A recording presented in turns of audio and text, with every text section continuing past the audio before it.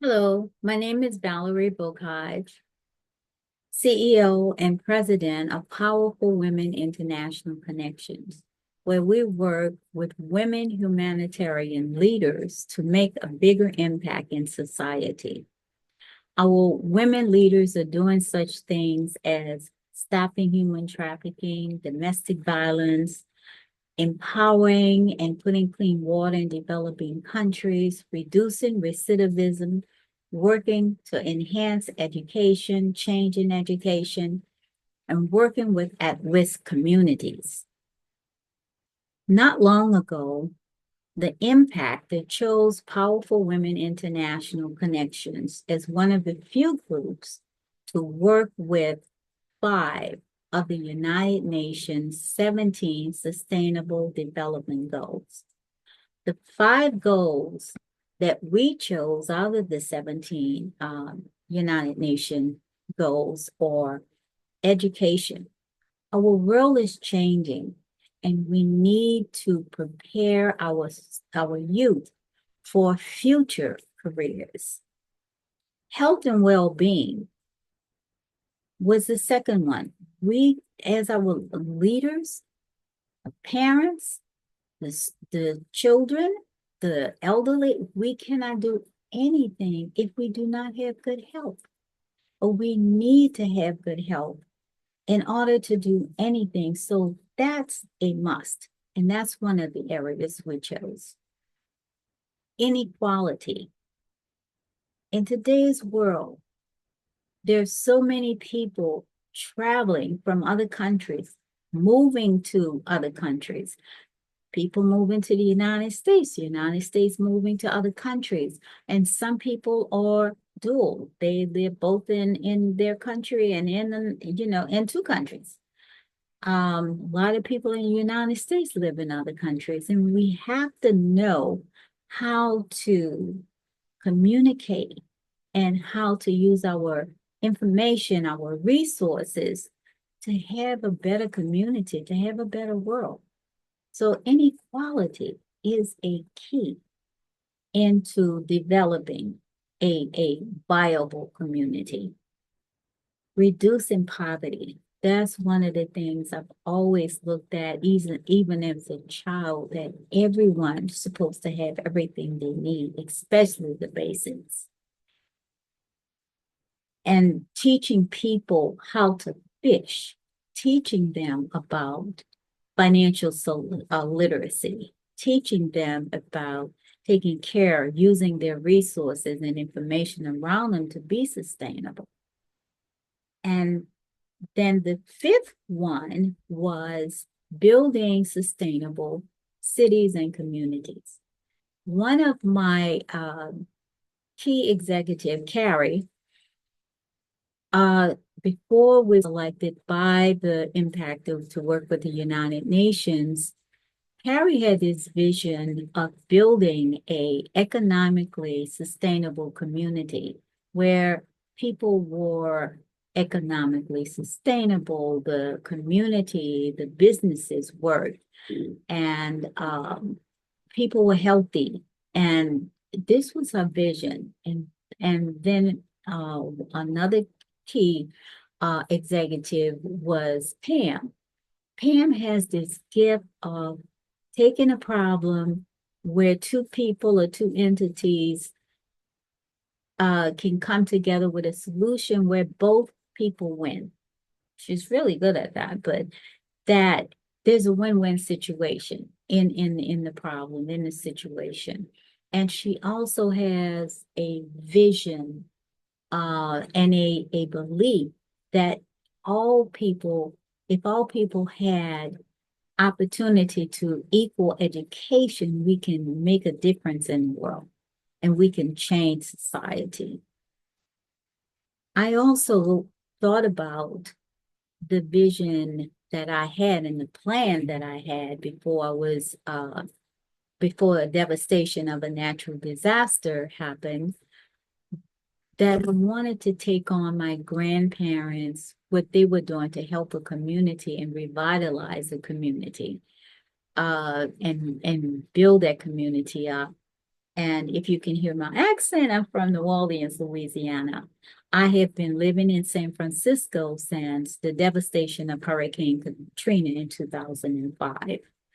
And it was my goal and my plan to uh, work and revitalize the New Orleans Ninth Ward before Katrina devastated our city.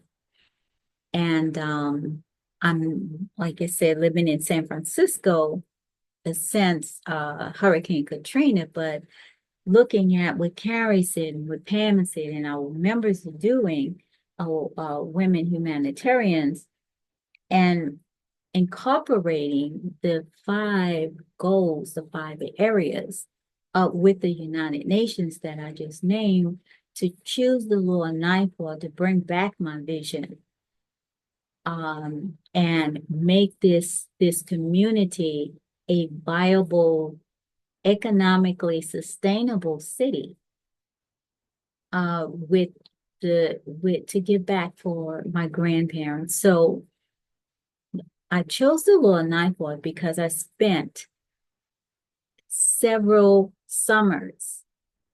My mom and dad were divorced, and so I lived a lot of summertime with my dad in the Lower. He lived in the Lower Nine for some years, and also my grandparents built their home in the Lower Ninth Ward.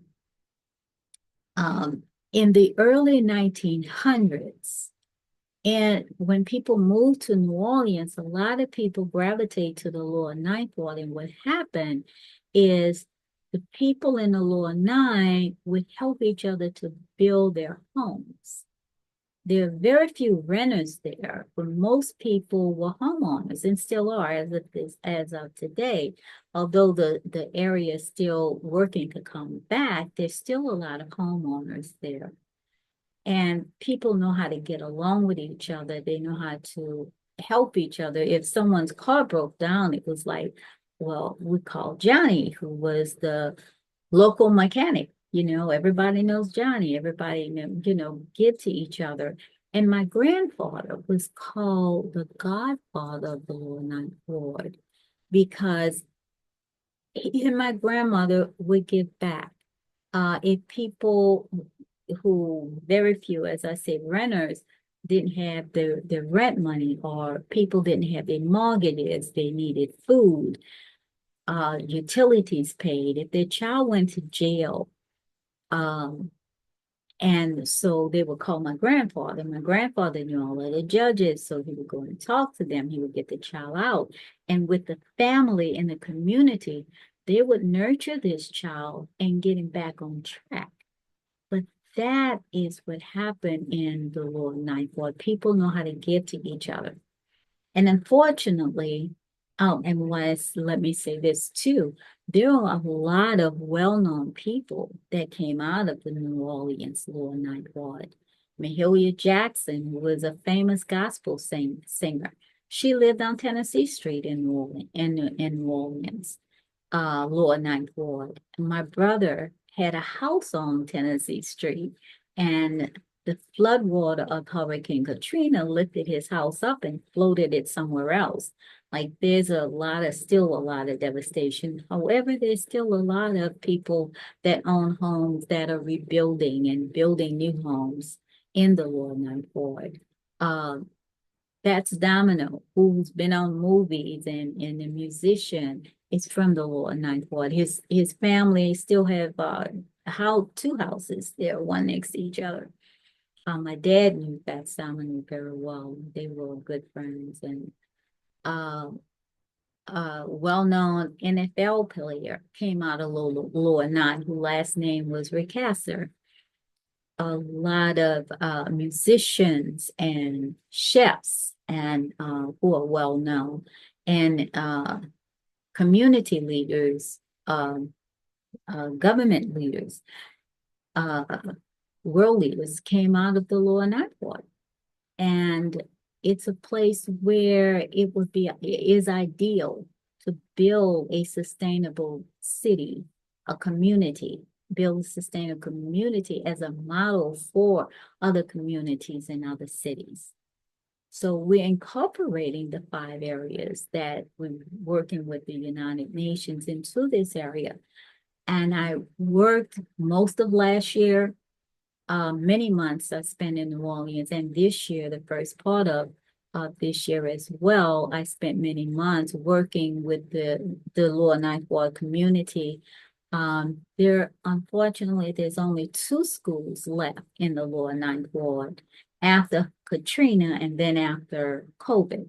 So the school, there's a Martin Luther King Elementary School. And if you walk into that school and the kids are going to lunch, they are in line, they're behaving. And if one child act up, the teachers just look at them and they know to behave. That child's supposed to behave because they feel nurtured and loved in the elementary school. And the high school was my heart's work. These kids are ready to go out and closer to ready to go out into society. And we started teaching them international leadership skills. We took them on a field trip to NASA in April of this year, right before school closed. And they were able to see careers that they never would have thought of or never would have dreamed of. And unfortunately, the New Orleans School Board decided to close the high school down because it's not enough revenue coming in and not enough students there. And the kids, we taught them to write an appeal letter. They wrote the appeal letter, and we were fortunate to get the listening of the national NAACP. That is helping us to either get the school back or I have it open for the fall, or we're going to have to build a new school because the kids want to learn and they want to go back to school. We're trying to get this done by the fall. We'll bring them to a church to teach and whatever we have to do until we get something viable. And our goal was to bring in other students, to get the students to come back and give them a reason why this school, the high school, was given $38 million by FEMA after Katrina. And this school, it still looks brand new, has a medical wing built into the school where the teachers, staff are teaching medical skills. So if the kids want to be a doctor, if they want to be a radiologist, a nurse, all kind of in the medical field, they'll have some basics. And there's a state-of-the-art gaming room where they teach an engineering skills to the students. The kids are able to learn gaming and learn they are competing with other students around the United States. They have a band. The band is one of the high schools that's sorted after. The band is just by the band teacher. The kids love the school. They say it feel like home. So we have to get it back because it's vital to the community. And we will. There's some miracle, but it will happen because the kids say it so, and so do I, and so do my team. But building a sustainable community, teaching people how to fish, teaching them economic literacy, and teaching them, how to be resourceful, bringing this community together that already know how to talk to each other and communicate is vital. And we could use the Lower Ninth Ward as a model for other communities and make a difference in this world, in society.